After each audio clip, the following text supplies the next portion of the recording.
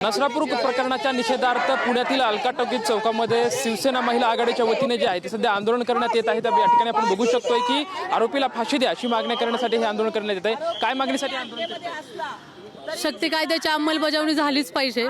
आज जे महाराष्ट्रामध्ये हे विकृत कृत्य जे केलेलं आहे तर महाराष्ट्रामध्ये खूप गरज आहे। आज दिवसाला 137 बलात्कार होतात, महिलांवरती अत्याचार होतात।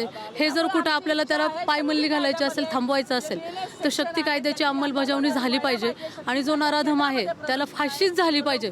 दुसरी कुठल्याही प्रकारची शिक्षा दिली नाही पाहिजे आणि फास्ट ट्रॅक कोर्टात हे प्रकरण विलीन केलं पाहिजे। काही आणखी आंदोलनकर्ते आहेत, काय नक्की मागणी करता या प्रकरणामध्ये तुम्ही? आम्ही हेच मागणी करतोय की त्याला जामीनवर सोडणारे जजला त्याला पण सजा व्हायला पाहिजे आणि त्याला आमच्या हातात द्या। कानून शक्ती कायदा तर बनायलाच पाहिजे, पण त्याला जनतेच्या हातात द्या। तर नराधमाला 65 वर्षाच्या त्याची मोकळीने काय केलं होतं, तिला काय माहिती होतं, त्याला सजा। आणि असे परत न होता रोजचे 124 मुलींवर बलात्कार होतात। काही लोक बोलतात, काही लोक नाही बोलत। त्यामुळे शक्ती कायदा व्हायला पाहिजे आणि त्या नराधमाला फाशी शिक्षा। खरं तर तुम्ही सत्तेमध्ये आहेत, एकनाथ शिंदे साहेबांनी सुद्धा काल पीडितांच्या कुटुंबाशी भेट दिली, काय ते याच्यावरती हस्तक्षेप करतील या प्रकरणात? आम्ही जरी सत्तेमध्ये असलो तरी आम्ही शिवसैनिक आहोत। मुळातच अन्याय जिथे होईल तिथे शिवसैनिक उतरेल।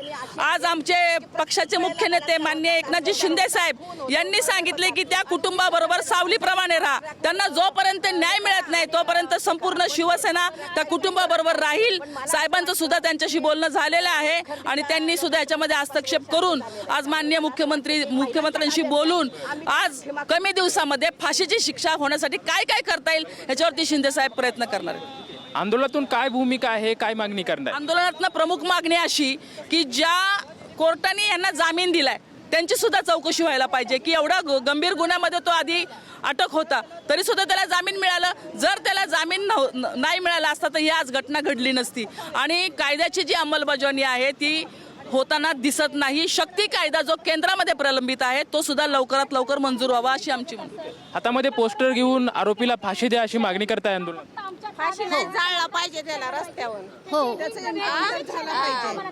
आणि बलात्कार अक्कू यादव प्रकरण झालं तर कोणी आश्चर्य मानू नये, कारण जेव्हा आज एवढ्या छोट्या मुलीवरती हा निर्दयी प्रकार जो घडलाय तो कुठलाही जाती कुठलाही पक्ष त्याच्या पलीकडे हा आहे।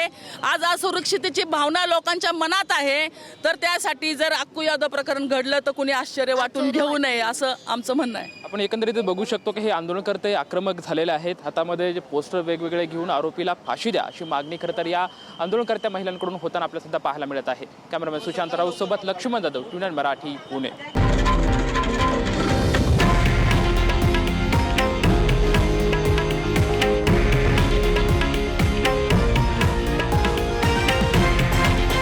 हे आहे देशातील नंबर 1 न्यूज नेटवर्क आणि आपण पाहत आहात TV9 मराठी, एकमेव।